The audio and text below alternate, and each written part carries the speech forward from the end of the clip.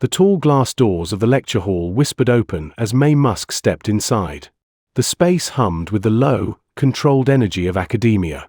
Rows of young minds filled the auditorium, dressed in crisp suits and polished shoes, murmuring softly as they flipped through digital tablets displaying lines of complex equations. She walked steadily, her simple navy dress flowing gently as she moved. A pearl necklace rested lightly on her neck, understated, elegant. She carried only a small leather-bound notebook, held firmly but calmly in her hands. Whispers followed her like shadows. A student near the back leaned toward his friend. "Who is that?" "Must be from the nutrition department. Definitely in the wrong place." His friend gave a small smirk. "Or someone's guest. She won't last long once Whitaker starts." Their glances bounced from her to the podium where Professor Jonathan Whitaker stood, adjusting his silver cufflinks. His name alone commanded respect in these halls. The foremost mind in quantum optimization, revered and feared in equal measure for his brutal precision and open contempt for those he deemed unworthy. Whitaker's icy blue eyes swept across the audience like a radar locking onto weak signals. When they met Maye, they paused for just a second longer than necessary, registering her as an anomaly. Mid-50s, composed, unfamiliar. He tilted his head ever so slightly, his expression unreadable but sharp with judgment. She found a seat near the back, deliberately choosing a spot where she could observe without drawing attention. But attention found her regardless. More whispers, more sideways glances. One female student whispered, "Isn't this a closed symposium? I mean, you need credentials to get in." The reply came as a thin laugh. "Maybe she's somebody's sponsor. They let donors sit in sometimes. But quantum math. Please." Whitaker cleared his throat and silence swept through the room like a falling curtain. His voice carried without strain, practiced and deliberate. "Welcome to today's symposium on multidimensional quantum modeling and its application to neural computation frameworks. What we discuss here requires not only curiosity but rigorous intellectual preparation." His words hung in the air, every syllable wrapped in velvet with an edge of glass. A few heads turned slightly toward Maye, as if his statement had found its unspoken target. "Of course, all are welcome," he continued, smiling faintly. "Knowledge should be shared widely. But I must caution that true understanding demands discipline. Mathematics is not for the casually curious. It is for those ready to confront complexity without flinching." The message landed like a stone dropped into still water. The room remained respectfully silent, though a ripple of smug amusement was visible on more than a few faces. Maye's expression did not change. Her hands rested calmly on her notebook, her breathing even. She had heard words like these before, spoken in different rooms, by different men who mistook quiet confidence for ignorance. Whitaker gestured toward the massive screen behind him, where a cascade of rotating matrices and algorithmic models filled the space with light. "Today, we explore one of the most persistent unsolved challenges in quantum neural encryption," he declared. "The problem you see here represents years of combined research effort. Elegant, incomplete, elusive." The diagram hovered, a complex lattice of interconnected dimensions spinning slowly. As he spoke, his passion for his work pulsed beneath his measured delivery, but so did something else. A performance, carefully calculated to intimidate. Whitaker paused, allowing the complexity of the problem to loom larger in the minds of his audience. "These are the frontiers we explore," he said softly, "and few possess both the vision and the endurance to navigate them." Once more, his eyes drifted, as if by accident, landing again on Maye. His smile remained fixed, polite, distant. She met his gaze briefly, then turned her eyes back to the swirling equations. She saw not just symbols, but shapes, flows, patterns, like rivers merging and splitting again. The hum of the numbers was familiar, almost comforting beneath the tension hanging in the hall. The test had not yet begun, but its shadow had already fallen across her.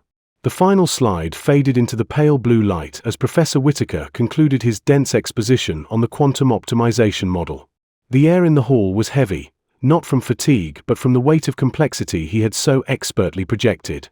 Equations still hovered behind him, elegant and cold. He clasped his hands behind his back and allowed a generous pause. "Now," he said smoothly, I welcome questions from the audience. A few hands rose, each belonging to confident graduate students eager to demonstrate their grasp of the material. Whitaker fielded their questions effortlessly, slicing through technical clarifications with surgical precision, offering small nods of approval or measured corrections where necessary. The exchanges were quick, rehearsed in many ways, familiar academic dances. Maye sat perfectly still, her notebook unopened on her lap. Her fingers traced the edge of the leather cover, her thumbs circling slowly as her mind wrestled with itself. The variables, the transformations, the boundary conditions Whitaker had laid out, they were beautiful, but something within them did not fit. She had seen the inconsistency the moment he introduced the fourth parameter shift. A small deviation, subtle, but enough to unravel under specific constraints. She knew she should stay silent. She was not supposed to be part of this conversation. This was not her world. Her heart pulsed louder against her chest. She had not planned to speak. She was here to observe, to learn quietly from the back row. But the floor gnawed at her, refusing to release its grip. She inhaled deeply, feeling the weight of years pressing down. The years when numbers had been her refuge, when she would sit for hours under dim lights after putting her children to bed, solving equations for no one but herself. In South Africa, long before her life had shifted, she had stood on stage accepting math awards in front of crowds who cheered her brilliance. Back then, numbers had been her language. Later, when her husband walked away, leaving her to raise 3 children alone, she traded that language for stability. For food on the table. For security. The world had not cared about her equations then. They had cared that she could provide. Another student finished his question. The room fell into a brief silence as Whitaker scanned the audience once more. His eyes swept past her without pause, moving on to the next raised hand. Maye felt her hand twitch slightly, almost lifting on instinct. She stopped herself. Her pulse quickened. Not here. Not now. She glanced down at her notebook as if seeking permission from its silent pages. But her fingers betrayed her. Slowly, her right hand lifted, breaking through the sea of stillness like a solitary tree in an open field. The shift in the room was immediate. Heads turned sharply, eyebrows raised. Conversations froze mid-whisper. The woman in the navy dress at the back had dared to raise her hand. Whitaker's eyes narrowed slightly, the faintest glimmer of curiosity breaking through his polished demeanor. Yes, he said, drawing out the word like a subtle blade. The room leaned in, waiting for entertainment. Maye steadied her voice, though it emerged softer than intended. Professor, regarding your parameter transformation in step 4, would applying that shift not create inconsistencies under the secondary boundary conditions, particularly if variables alpha and gamma approach convergence? For a breathless moment, the hall was utterly silent. No shuffling of papers, no rustling of fabric, only the hum of the projection screen. Several students exchanged wide-eyed glances. A few mouths opened, caught between surprise and laughter. Whitaker's lips parted into a small, calculated smile. His voice dripped with feigned politeness. I see. May I ask your name? Maye Musk. And your department? Her throat tightened. I am not affiliated with any department, Professor. I am here as an independent attendee. His smile sharpened. Independent. Maye braced herself. He would not let this go. I see. And might I inquire into your background? What field do you represent? Nutrition. Clinical dietetics, to be precise. She delivered the words evenly, though her hands clenched tighter around her notebook. Ah, of course. Nutrition. He let the word linger, inviting the first soft wave of chuckles from the audience. A few students could not suppress their amusement. Whitaker continued, his tone light but laced with condescension. It is always refreshing to see interdisciplinary curiosity. Though I must caution, quantum mathematics is not a weekend pursuit. The complexities involved here demand years, decades, of specialized training. The laughter grew, low but spreading like a ripple across the rows. Maye's face flushed, heat rising to her cheeks. Her grip on the notebook grew firmer, her knuckles paling. But her gaze never wavered. She met Whitaker's eyes with quiet resilience. What the room could not see was the lifetime behind that stare. The long nights of studying physics textbooks borrowed from libraries she could barely afford. The late hours spent scribbling formulas on kitchen counters after her children had gone to sleep. The passion for mathematics that never dimmed, even as life had demanded she bury it beneath responsibility. Whitaker allowed the laughter to subside before delivering his final stroke. Still, your question is charming. Perhaps best left as a hypothetical curiosity rather than a matter for serious discourse. The hall settled into a tense quiet once more. May remained silent. She had expected this. Yet the sting still cut deeper than she wished to admit. Her breathing slowed. The humiliation was real, but so was the flaw in his equation. And despite the walls closing in around her, something inside refused to retreat. Whitaker allowed the silence to hang, his eyes still fixed on May as if studying a curious specimen under a microscope. The room remained tense, uncertain whether the exchange was over or whether something more was about to unfold. Then his voice cut through the air, smooth as ever, but edged with challenge. If you have identified an inconsistency in my approach, Ms. Musk, perhaps you might favor us by demonstrating your reasoning more explicitly. After all, clarity benefits us all. A few heads turned sharply. The audience shifted, sensing the shift from dismissal to confrontation. May's pulse quickened. She had not expected this. Her instinct was to retreat, to let it pass. She opened her mouth slightly, her voice soft. I don't believe that will be necessary, Professor. It was merely an observation. Whitaker smiled thinly, as though amused by her hesitation. But you see, Ms. Musk, we value intellectual courage here. Observation is only meaningful when accompanied by demonstration. If one wishes to critique the methodology, one must also be prepared to defend the critique. He paused deliberately. Unless, of course, your concern was more speculative than substantive. A few quiet chuckles rippled through the room. The pressure thickened. May could feel dozens of eyes on her, waiting for her to fold. Her fingers tightened around her notebook again. She inhaled slowly, steadying herself. She could walk away. Let it go. No one expected her to stand her ground. They expected her to fade quietly, to retreat as an outsider who had dared to step too close to the flame. But something stronger stirred inside her. The part that had weathered far worse storms than academic humiliation. The part that had raised 3 children alone, rebuilt her life from fragments, and never stopped seeing beauty in the language of numbers, even when the world had no use for her equations. She rose from her seat. The movement sent a new ripple through the auditorium. Conversations ceased entirely now. Even those who had chuckled before watched with a mix of surprise and anticipation. The woman in the navy dress was going to the board. Whitaker gestured with an open palm toward the expansive whiteboard at the front of the hall, its surface gleaming under the soft lights. Please, Ms. Musk. Her heels clicked softly against the polished floor as she made her way down the aisle. Each step felt amplified, echoing in her ears like a slow drumbeat. She could hear her own breath, measured but quickened, as though the entire room was shrinking around her. She reached for the piece of chalk that Whitaker extended, his expression unreadable. The board stood before her, towering and wide, the unresolved problem still glowing faintly on the projection screen beside it. She stared at the equation. Its structure unfolded in her mind like an old friend revealing a familiar puzzle. Her hand trembled slightly as she lifted the chalk, pausing for a brief moment. She could feel the weight of their stares pressing against her back. But as she focused on the problem, the noise began to fade. The room dissolved. The board became her world.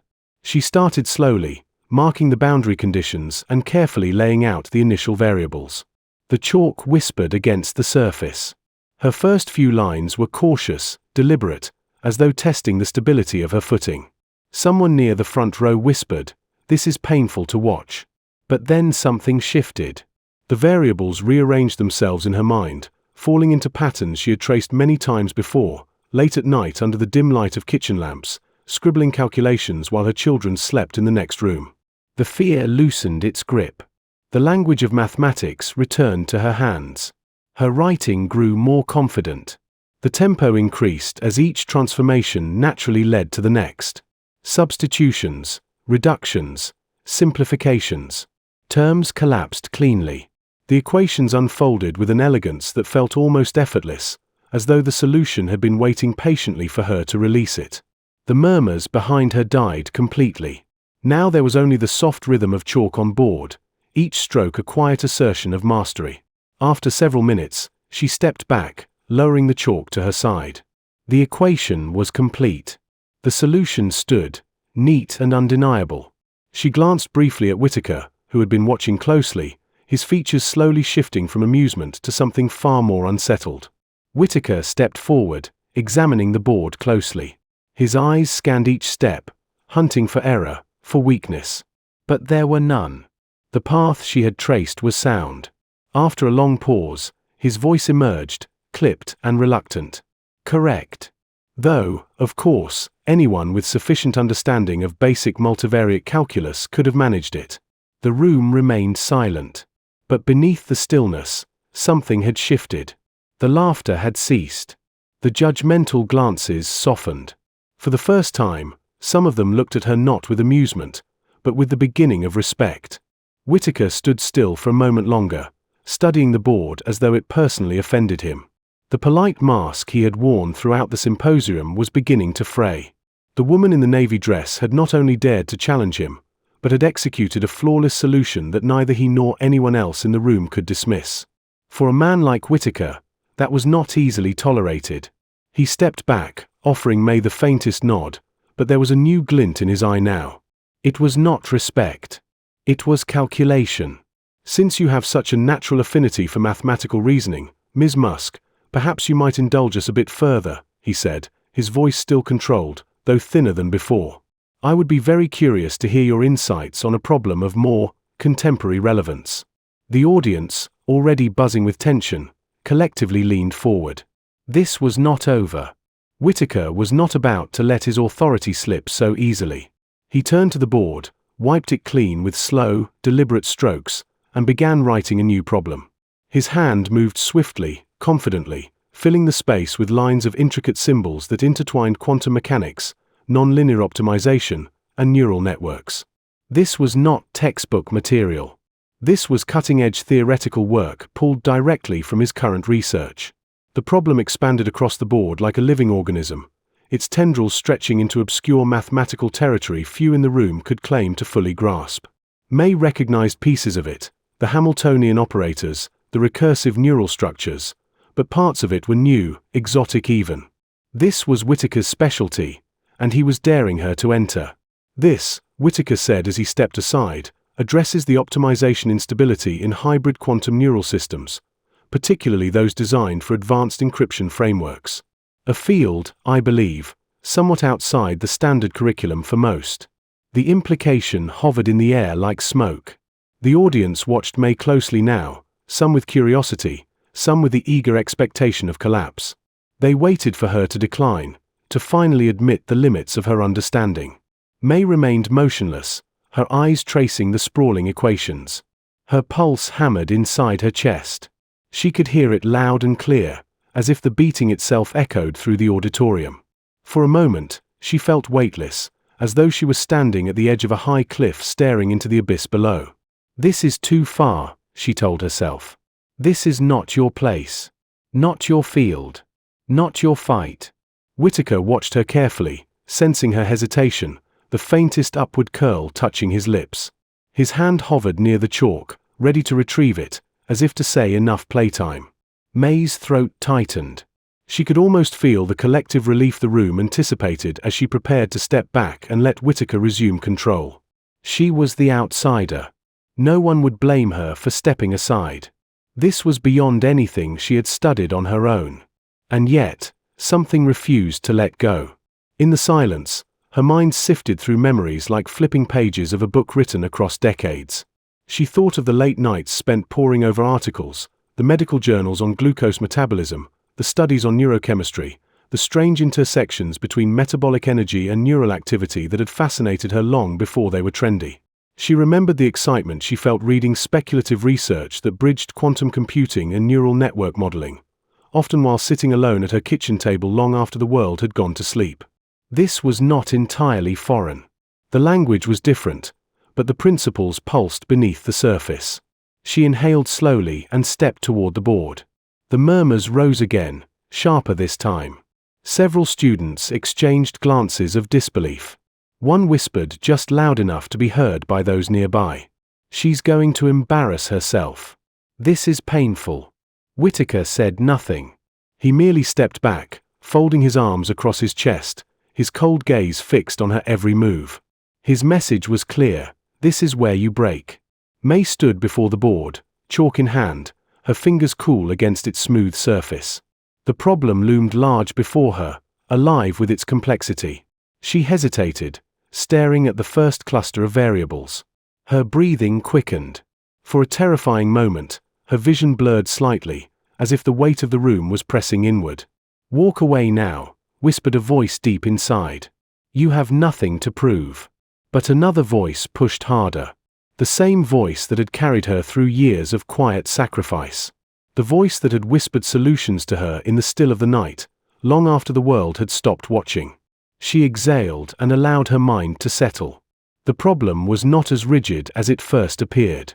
It was flexible, organic, just like the biological systems she had studied. She began to see familiar echoes within the chaos. Neural pathways, energy distributions, metabolic cycles. She could map them across the abstract variables Whitaker had so confidently stacked against her. The chalk touched the board.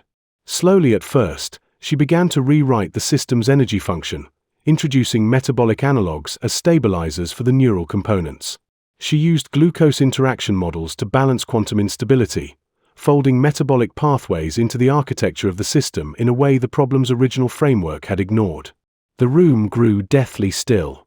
Even Whitaker's smug posture seemed to falter slightly as he watched her take an approach no one had considered. Her movements grew more fluid, her breathing steady.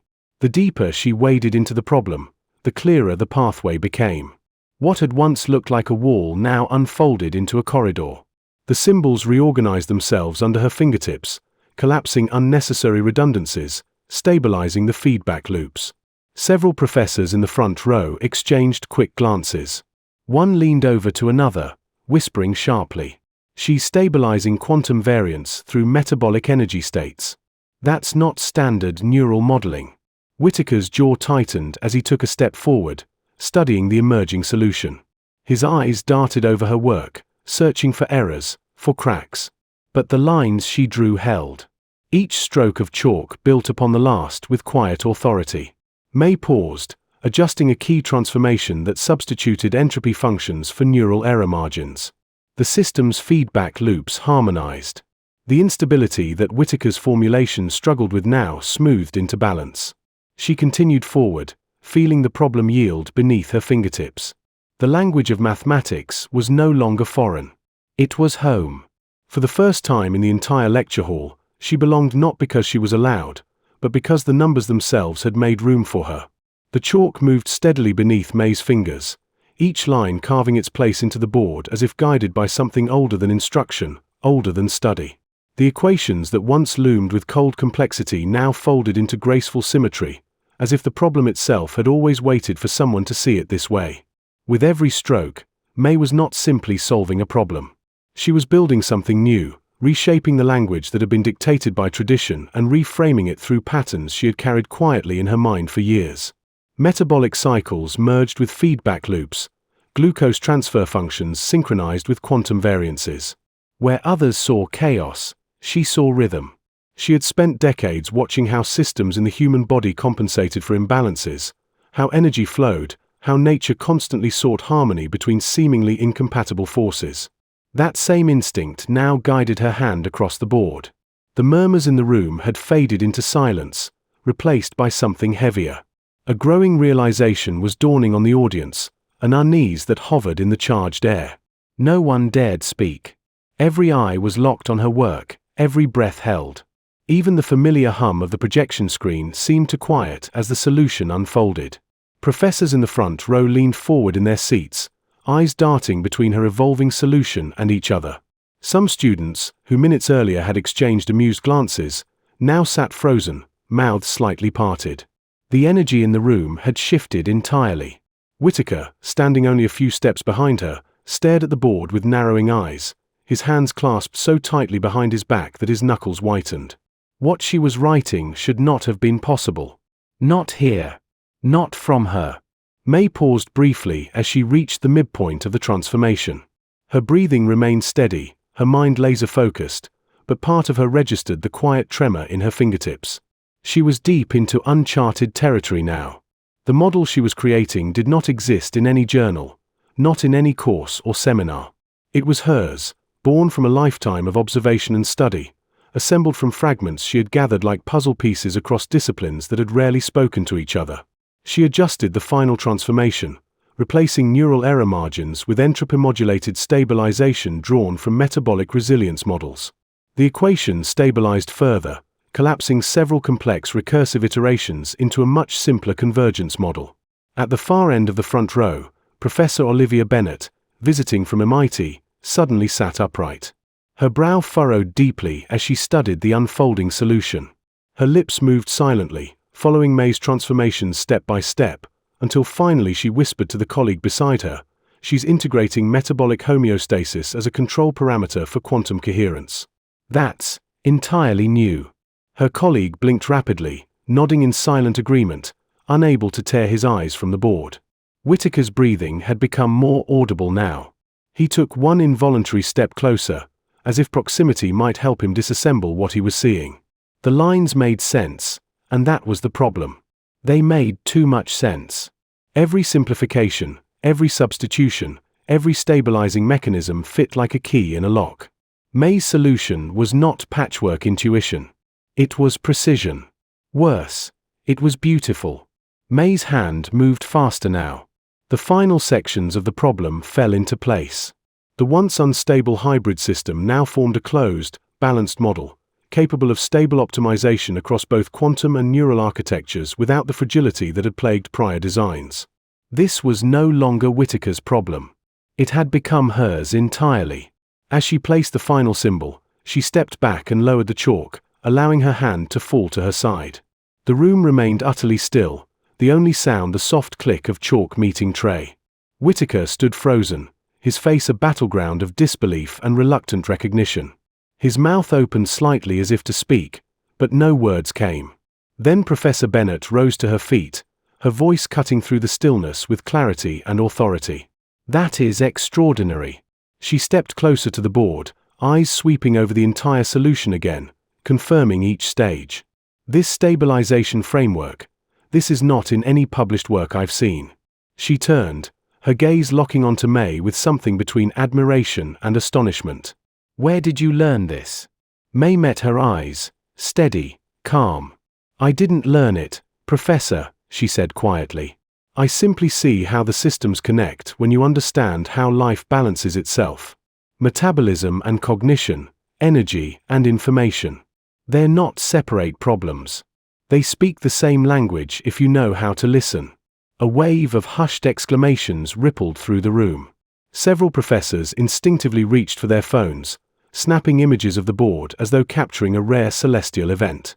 Students who had earlier stifled laughter now watched with wide, unblinking eyes, their earlier smugness evaporating into awe. Whitaker's lips pressed into a thin line as he stepped toward the board.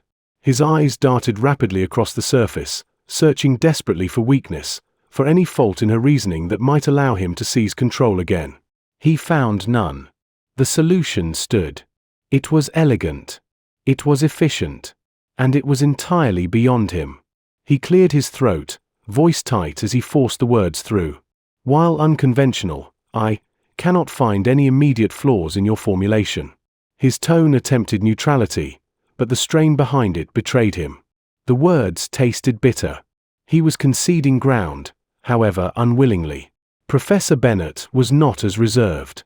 "Ms. Musk, this approach could revolutionize hybrid computational frameworks. You've bridged metabolic stabilization and quantum neural modeling in a way I have never seen proposed before. This could be foundational work." She turned back to the audience, her voice rising slightly with excitement. "This is not simply correct. This is brilliant." The hall erupted. A rising wave of murmurs swelled into full conversation as students and professors alike leaned into one another, discussing the implications. The atmosphere had transformed entirely. What began as a spectacle of humiliation had turned into a moment of discovery none of them had anticipated. Maye stood quietly amidst the storm of voices, her heart finally slowing as the adrenaline faded from her bloodstream. She did not need to add anything more. The board spoke for itself. She had not come here to prove anyone wrong. She had only followed the numbers, as she always had, trusting their guidance. But now, for the first time, the world had seen what she carried within her. In the corner of the room, a young doctoral student whispered in stunned awe, "I think we just watched history happen." His friend nodded silently, unable to look away from the board that now glowed under the soft lights like a revelation carved into stone. Whitaker took a step back, as though physically distancing himself from his own defeat. He folded his arms tightly, his jaw tense, but offered no further words. Professor Bennett, however, was already moving closer to Maye, her eyes alight. "We need to discuss your work further, Ms. Musk," she said, her voice urgent but warm. "There is much more here. Much more." For the first time since she had walked into the hall, Maye allowed herself a small, quiet smile. The years she had spent hidden behind responsibilities, behind sacrifices, behind expectations that had never fit her, now converged into this single moment. The numbers had always made sense to her. Now, at last, they made sense to everyone else. The auditorium pulsed with a different energy now. The tension that once hung like a heavy curtain had dissolved into a current of excitement and curiosity. Voices overlapped as professors debated quietly in clusters, some gesturing animatedly toward the board, others already theorizing about the implications of what Maye had just unveiled. Students hovered nearby, their earlier arrogance replaced by wide-eyed fascination. Professor Bennett stayed close to Maye, her voice steady but filled with urgency. "Ms. Musk, this work, it is not just remarkable, it is disruptive. You have connected fields that have barely spoken to one another. We must explore this further. There are interdisciplinary research programs at MIT that would be perfect for you. Fellowship funding, grants, partnerships. We can arrange everything." Maye blinked, absorbing the flood of opportunity. The words sounded surreal, like echoes from a life she had never dared to imagine for herself. Her instinctive response was to hesitate, to question whether she belonged in these conversations at all. But she forced herself to remain present, to acknowledge what she had earned, not stumbled into. She had always belonged here. The world had simply taken too long to notice. Around her, more faculty approached. A senior researcher from Stanford extended his hand eagerly. "Your entropy stabilization approach, have you considered its application in quantum cryptography? It could redefine certain encryption protocols entirely." Another, from Oxford, added, "We would be very interested in collaborating. Your framework opens entirely new dimensions for hybrid computation models." Maye responded politely, graciously, though the rush of attention left her almost breathless. Her world had expanded in the span of minutes, and she was still catching up. Whitaker stood at a short distance, arms folded, his posture tight but his expression no longer hostile. His voice was softer now, not quite a concession but no longer dismissive. "The integration of metabolic control into quantum neural optimization. I admit, it is an approach I had not fully considered." Maye offered him a quiet nod. "Sometimes," she replied gently, "new perspectives come from unexpected places." There was no malice in her tone. She did not need to humiliate him. The board behind them had already spoken louder than either of them could. Amidst the flurry of conversations, her phone buzzed softly in her pocket. She slipped it out and glanced at the screen. A message from her son glowed back at her. "Mom, are you okay? I'm proud of you." The words struck deeper than she anticipated. In this hall of equations and ambition, the simple text from her child grounded her in the most profound way. This victory was not only hers. It belonged to every long night, every sacrifice, every moment she had chosen duty over desire, survival over recognition. She had never stopped being a mother, even as she had quietly remained a mathematician. She smiled softly, typing a simple reply. "I'm okay. I love you." As she slipped the phone back into her pocket, her gaze returned to the board one last time.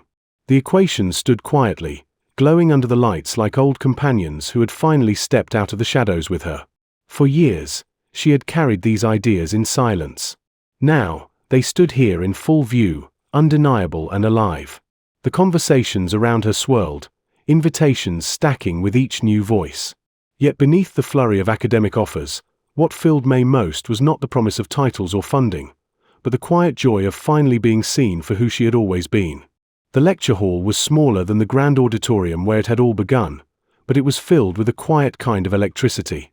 Rows of eager faces looked up at Maye as she stood at the front of the classroom, the words quantum nutritional modeling glowing softly behind her on the digital board. The air was alive with curiosity, the kind she recognized from her own younger days when she would sit alone with books far beyond her official schooling, driven by nothing but hunger for understanding. 6 months had passed since that day.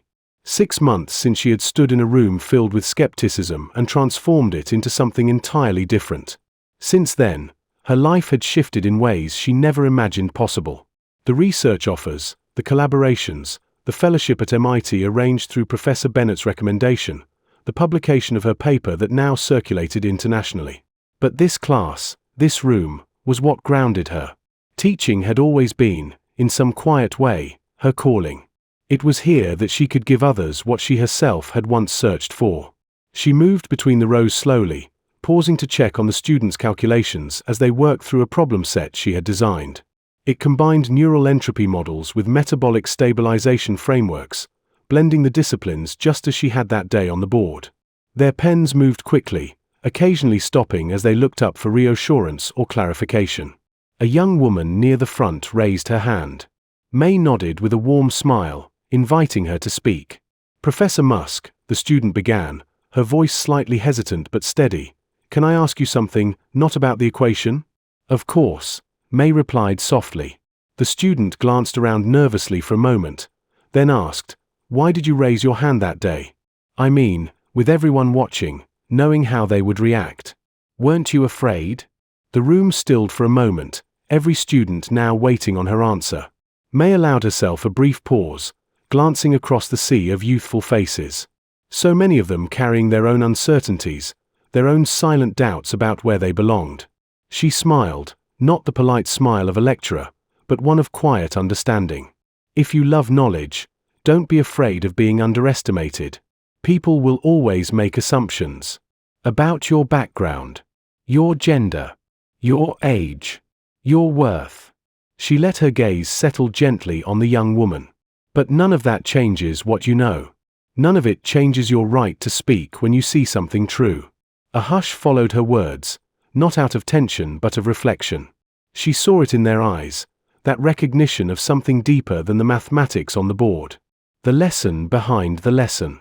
She stepped back toward the front, resting her hand lightly on the edge of the podium. "You see," she continued, "you don't get lucky. You stay prepared for luck to find you." That moment on the board? It wasn't luck. It was years of quiet preparation no one saw. Late nights, small notebooks, unanswered questions I kept chasing because I loved them. The opportunity comes later. But the preparation is always your responsibility. The students sat quietly, some nodding, some scribbling down her words like equations themselves. It was not just advice. It was the truth of how she had arrived here. She glanced toward the back of the room where her son sat, auditing her class that semester. He gave her a small, proud nod, a silent echo of that text message 6 months earlier. "I'm proud of you." Outside the windows, the late afternoon sun poured in, casting soft golden rays across the desks, catching in the floating dust particles that shimmered like tiny stars. The world outside moved on as always, but here, in this small room, something hung suspended, a shared moment of clarity that would stay with these students long after they left. Maye allowed herself one last look around the room. She no longer stood as an outsider, no longer as a visitor hoping to be seen. She was here, fully seen, heard, respected. As she began writing the next equation on the board, her movements calm and certain, the room remained silent in quiet reverence, watching a woman who had not waited for permission to become who she was always meant to be.